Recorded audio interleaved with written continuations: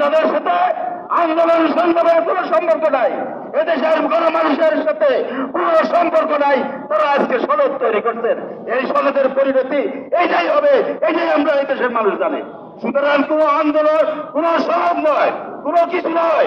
আপনাদের এই সমস্ত তালবাহানা আমরা মানতে চাই না। এই চেতনার উপর ভিত্তি করে 5 আগস্ট সৃষ্টি হয়েছিল, যে চেতনাকে ধারণ করে এদেশের 18 কোটি মানুষ যে 5 আগস্ট সৃষ্টি করেছিল, সেই চেতনার বাইরে কোন বক্তব্য আমরা শুনতে চাই না, দেখতে চাই না, এবং আপনাদের কোন পায়তারা আমরা মেনে নেব না।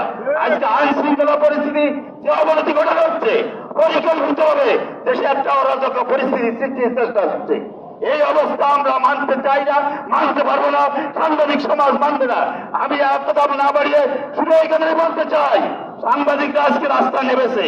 সুতরাং চাল বাহানা না করে সাংবাদিকদের দাবি দেওয়ার প্রতি সম্মান দেখিয়ে সাংবাদিকদের দাবি মেনে নিন। অন্যথায় সাংবাদিকরা দাবি দেওয়া আদায় না করে ঘরে ফিরে যাবে না, রাজপথে আসি, রাজপথে থাকবো, এই আহ্বান জানিয়ে আমি আমার বক্তব্য শেষ করছি। সকলকে ধন্যবাদ। ধন্যবাদ প্রিয় নেতা হাফিজ আলমকে। এর সাথে আমরা একমত পোষণ করছি, আমদানি নয় আমদানি দিয়ে আগামী দিন চলতে হবে। আন্দোলন করেছেন বড় আলম কাজী।